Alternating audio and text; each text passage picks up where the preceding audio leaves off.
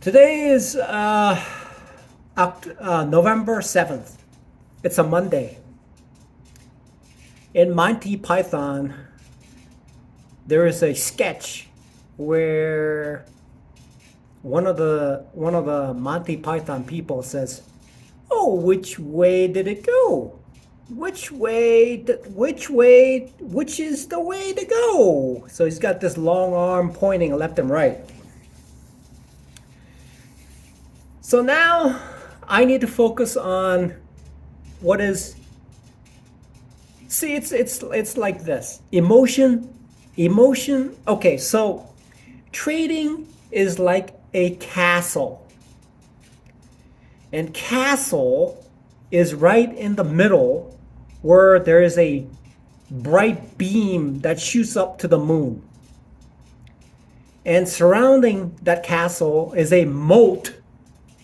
And in order to get to the inside, there is a there are obstacles that needs to be crossed in order to get to the meaty side of day trading, which is which is which is direction. Now, magnitude is also complicated. However, the first and critical component of day trading is knowing which direction the stock is going to go. Once that step is taken care of, then understanding the magnitude and optimizing it for the magnitude is the next step in day trading. So then the moat that's around it is called the self emotion and the prehistoric Neanderthal, the lizard brain that is inside me. And once I understand that component, then I am able to freely cross the moat towards the castle. Now the interior of the castle is a place where there is a wall. That wall, the outer wall that is inside the moat, is the direction of the stock. Once I scale that wall, then there is the obstacles within, the barricades, the buttresses, the men with clubs and hammers, which are the magnitude. And once I scale those, I get into the center where a bright beam shoots me up to the moon, where I say, one day, Alice, one day, Alice, straight to the moon, one day. So the difficult part, if you can imagine, is a castle surrounded by the moat. That moat is practically an impenetrable a barrier in many of the cases. And because the castle is built on a hill, someone could actually fall off the wall and then go right back into the moat and have to scale it back again. However, scaling it once allows an individual like myself to be able to scale it again much easier. Now, the hardest part in day trading now, once I cross the emotional and the lizard brain moat that is surrounding the castle, where it holds a beam of light that transports me straight to the moon, whereupon the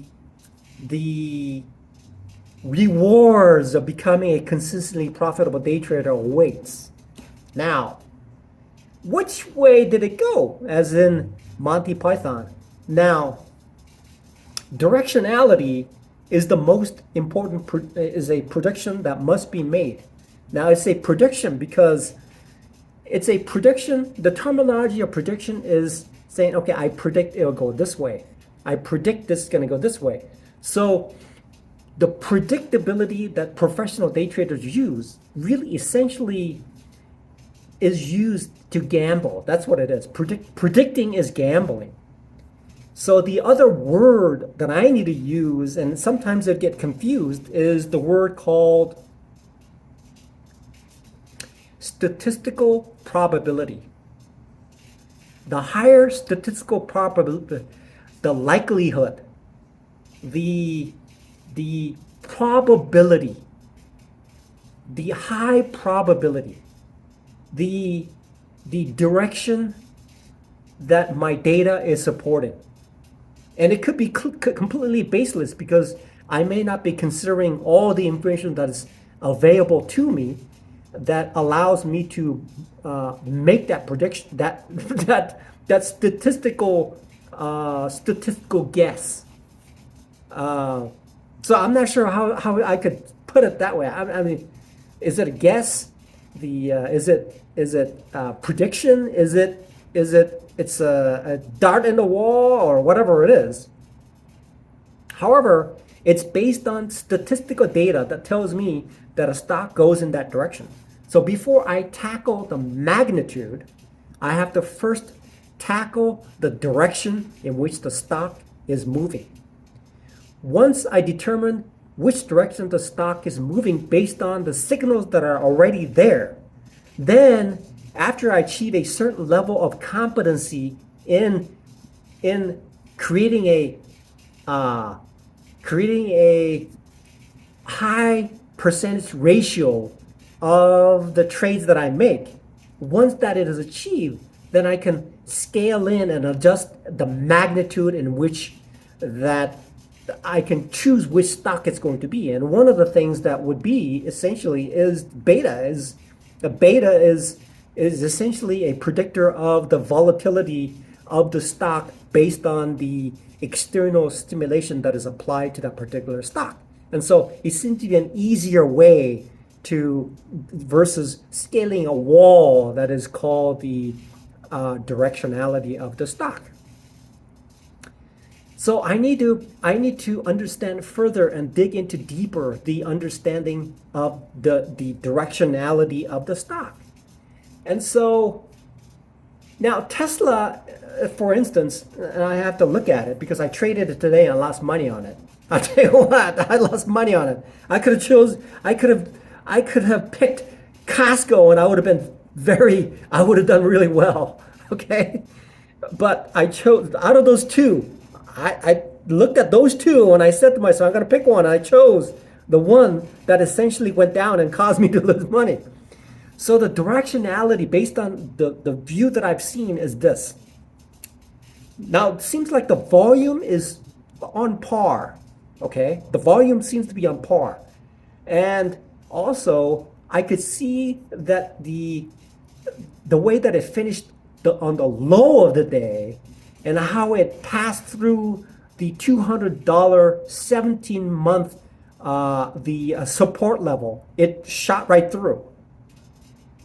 And based on that information and the way that the stock was moving, it seems to me that it's essentially in a no man's land at this point. Somehow, some information is in the background.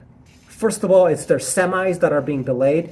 And it seems to me that they've reduced the price on their EVs. And somehow something is causing a rift, maybe, between China and the US, which is causing Tesla to have some sort of material issue with their sales and their growth. It seems to be, and many shorts have been burned, making this conclusion about Tesla. But based on the price action that I've seen, maybe it won't go to 0, maybe it won't go to 100, but it seems like it's got a further downside based on the way that the price action was displaying. Now, on the other hand, if I'm looking at Costco and the way the way that the price was is currently at about $480, somewhere around there. And the market attempted to drop it based on the news from Wells Fargo stating that there's some sort of a issue with Costco, but it completely rebounded and it becoming positive. And so the price action clearly indicates that there's immense amount of strength that maybe Wells Fargo may not have considered. And so the strength in the direction for Costco is certainly green. However, for Tesla, it looks red for the foreseeable future, it looks like. Who knows what will happen? However, based on the price action of Tesla, it looks like it's got further downside. And the huge gap between 200 and 100, somewhere around there, is huge. There's a no man's land between there. So anything can happen at that point. And if it certainly reaches 100, surely that's a good time to buy, I'm assuming. So once it hit 100 when it split. Okay, so I'm clearly looking at this situation as an indication of it determining what the direction it would be, and based on the way that we're waiting for the CPI data. So understanding how to negotiate and firmly place a directionality of the stock is of the utmost importance when trading and day trading or swing trading. Whatever stock market is involved, the directionality is a critical component in deciding how to make money. Essentially, that's it, because directionality is the edge that needs to be placed in order to depart from the 50-50 ratio of just throwing darts at a wall and figuring out what to do. So the reality is the true edge comes from understanding how the directionality is assigned based on the data, so that a directional trade can be made. So for the foreseeable future, the directionality will be the utmost importance in day trading for now, in my case. So as Monty Python says, oh, which way did it go? Oh, which way does it go? Surely that is going to be the critical ingredient. It's going to be the critical ingredient in moving forward in establishing a consistently profitable day trading method. And the scaling in and elevating and accentuating and creating a multiplier effect of that is actually determining the magnitude, which will come later. This is a very, very exciting development in defining and trying to understand what components impact the movement, the direction of the stock.